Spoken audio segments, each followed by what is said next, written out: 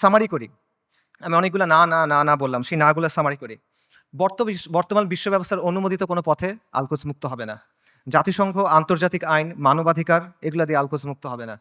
মুসলিম বিশ্বের শাসক এবং তাদের অধীনস্থ যে সেনাবাহিনী, এদেরকে দিয়ে আলকোচ মুক্ত হবে না। ইরানের যে অক্ষ, এটার মাধ্যমে আলকোচ মুক্ত হবে না। আলকুদসের অধিবাসীরা একা, একা নিজেরা চেষ্টা করে ভেতর থেকে আলকুদসকে মুক্ত করতে পারবে না। তাকে অবশ্যই বাইরে থেকে হেল্প করতে হবে। কিন্তু বাইরে থেকে কেউ যদি হেল্প করতে যায়, তারে ৪ থেকে ৫ টা পাহাড় ডিঙায় যেতে হবে।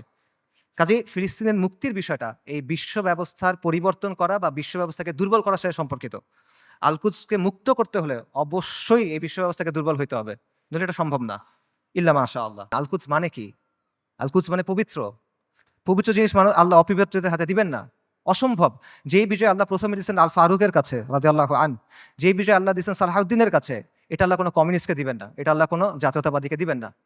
এটা যদি মুক্ত হয়, এটা ইসলামের নামে মুক্ত হবে। যতদিন পর্যন্ত ইসলামের নাম না আসবে, এটা যদি আপনি বাহ্যিকভাবে মনে হয় মুক্ত হয়েছে, তাও এটা আসলে মুক্ত হবে না। এবং এখানে এটাও বুঝেন যে ফিলিস্তিনের মানুষরা নিজে, নিজে আল-কুদসকে মুক্ত করতে পারবে না। ঠিক আছে? আমরা সবাই ফিলিস্তিনের জিহাদ সমর্থন করি। সবাই সমর্থন করে এটা। কমিউনিস্টরাও সমর্থন করে। কিন্তু ফিলিস্তিনের মানুষ নিজেরা, গাজার মানুষ খালি গাজাতে লড়াই করতেছে। আল-কুদস মুক্ত হবে না। পশ্চিম তীরের মানুষ শুধু পশ্চিম তীরে লড়াই করতেছে। ফিলিস্তিন মুক্ত হবে না। এটা সম্ভব না। উমর রাদিয়াল্লাহু আনহুর সময় আবারও চিন্তা করেন, ইতিহাসের কথা চিন্তা করেন। ফিলিস্তিন কি ভেতর থেকে মুক্ত হয়েছিল না বাইরে থেকে গিয়ে মুক্ত করা হয়েছিল? সালাহউদ্দিন আর আইয়ুবের সময় চিন্তা করেন, ফিলিস্তিন ভেতর থেকে মুক্ত হয়েছিল না বাইরে থেকে গিয়ে মুক্ত করা হয়েছিল?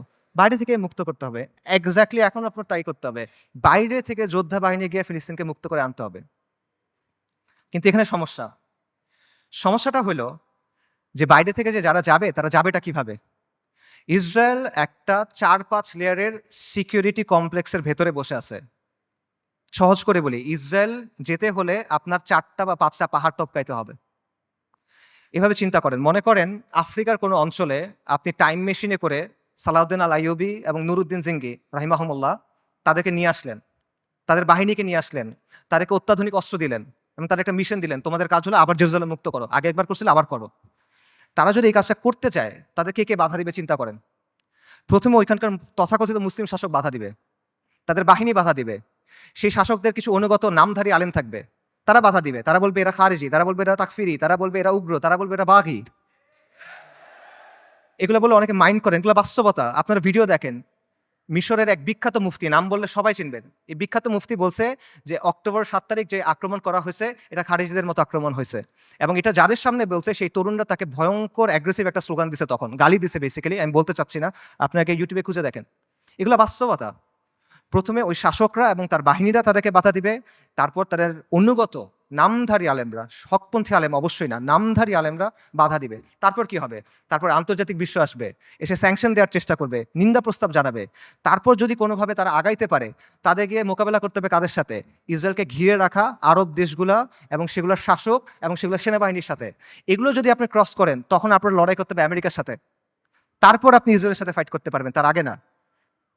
এটা হলো বাস্তবতা।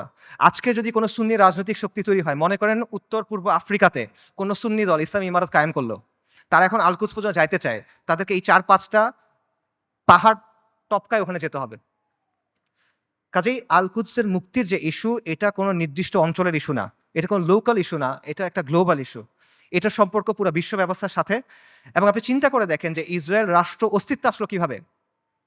১৯৪৭ সালে যখন দ্বিতীয় বিশ্বযুদ্ধ শেষ হইল, যখন মিত্রবাহিনী যুদ্ধে জিতল, যখন আমেরিকার নেতৃত্বে নতুন বিশ্ব ব্যবস্থা তৈরি হইল, তখন ইসরায়েল রাষ্ট্রের জন্ম হয়েছে। কাজেই যেই আল-কুদস দখল হওয়ার সাথে ইসরায়েল রাষ্ট্র প্রতিষ্ঠিত হওয়ার সাথে সম্পর্ক এই বিশ্ব ব্যবস্থার। কাজে আপনি যদি আল-কুদসকে মুক্ত করতে চান, আপনি যদি ইসরায়েলের মোকাবেলা করতে চান, এই বিশ্ব ব্যবস্থাকে আপনার পরাজিত করতে হবে। এর সহজ কোনো উপায় নেই আসলে।